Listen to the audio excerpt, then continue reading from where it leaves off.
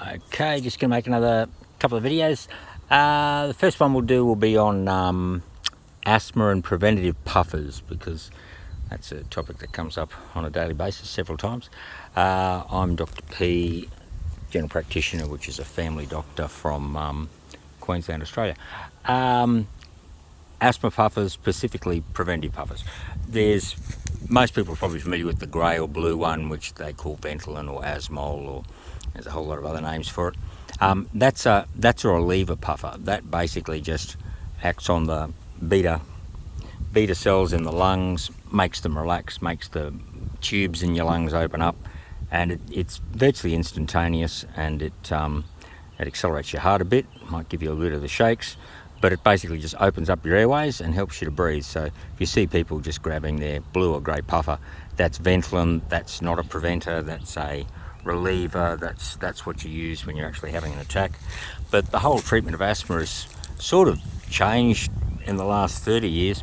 Asthma used to be a very common presentation to emergency departments and admission to hospital and death and disability, and it was a very serious disease, and it still is. But the preventative puffers have made a major impact on that. Basically, the preventative puffers usually have chemicals in them, which are usually some sort of corticosteroid, which you spray and you suck deep into your lung, and they sort of prevent the asthma attack from happening.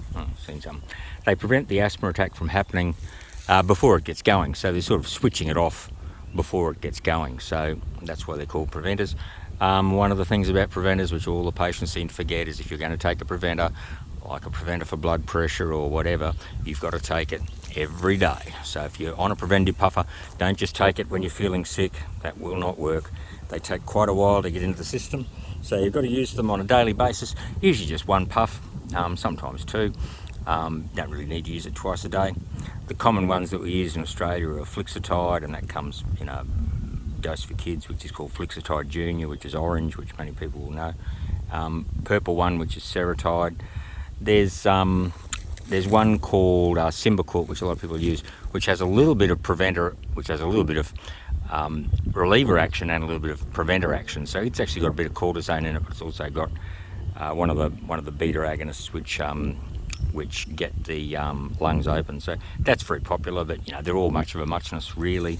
But the main thing is, if you are having regular asthma attacks, don't just be using your grey or blue puffer. That's not best medical practice at all. Each asthma attack's probably doing your lungs a bit of damage.